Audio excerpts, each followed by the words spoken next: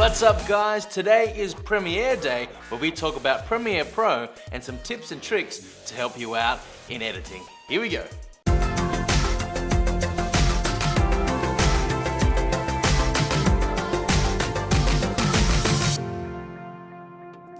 Alrighty, so the first one that I find really helpful is using the up and the down arrow keys. When you use the up and down arrow keys, it allows you to go to the start or the end of the next clip. The thing about this is you need to make sure that the track is selected. So as you can see, my V1 or my video 1 layer is selected, so it's gonna jump to the start of the next clip when I hit my up or the down arrow key. If I didn't have that selected and I had, say, video 3 selected, then it's only going to toggle that particular layer.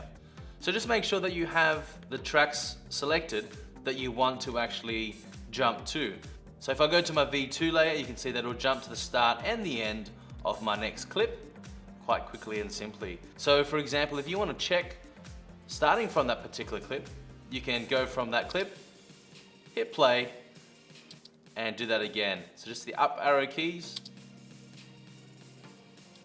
up arrow key, and check it. Looks good. So using the up and down arrow keys are a really nice efficient way to get to the next clip. This is something that I use pretty much every day, and I find it really helpful for when you want to check certain clips or you want to play back from a certain section of your timeline. The next one is setting your in and your out points. So as you normally would if you were to render out an entire sequence, is you'd hit I to set your in, and you'd go to the end of the clip and you'd hit O to set your out point.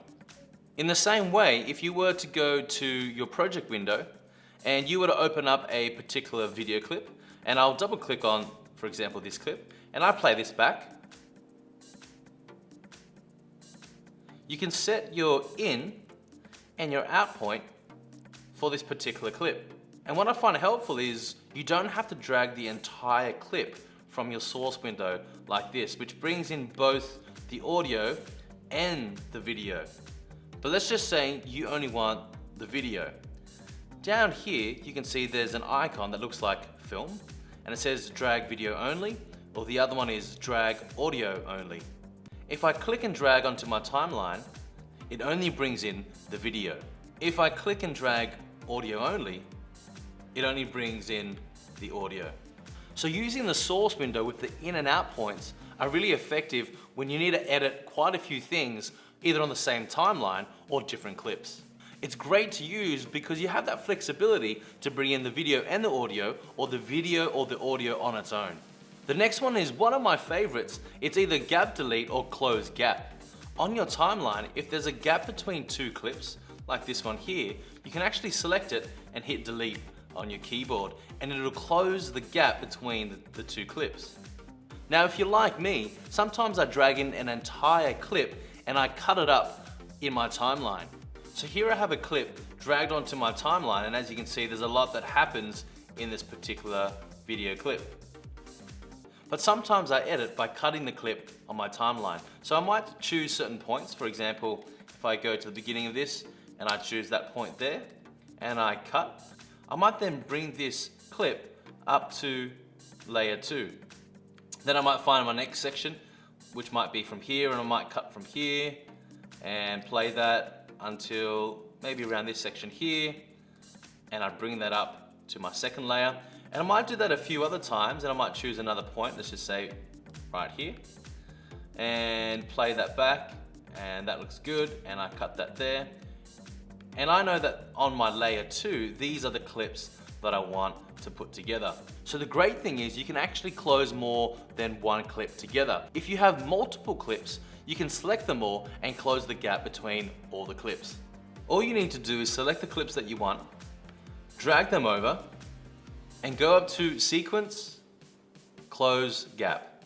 And it closes the gaps between those clips. So now you have no gaps between your clips, and it does a simple cut between each clip. I find this really helpful for when I have a long clip and I've got a lot of cuts, a lot of trims, and I've pulled out the ones that I want. Simply select all the clips that you want and close the gap between all the clips. So the next time you have multiple clips lying around and you want to close the gaps in between them, you can do that all at once. And finally, here's one that will save you a lot of time when making selections. If you hit the letter A, it brings up the Track Select Forward tool. And if you click on a particular clip, it'll select everything from that clip forward to the right.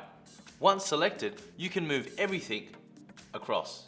You can also do the reverse of that. If you press Shift A and make your selection, it's now selected the reverse. You can also select single layers by holding down Shift and by clicking. Then move just that particular layer. For me, this particular tool is great for when you need to select large portions of your timeline. So there are some quick tips in Premiere Pro to help you along, and if it has helped you along, go ahead, like and subscribe, and I'll see you guys at the next one.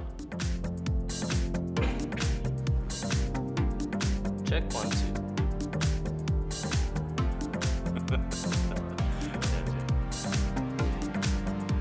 That's right, eh?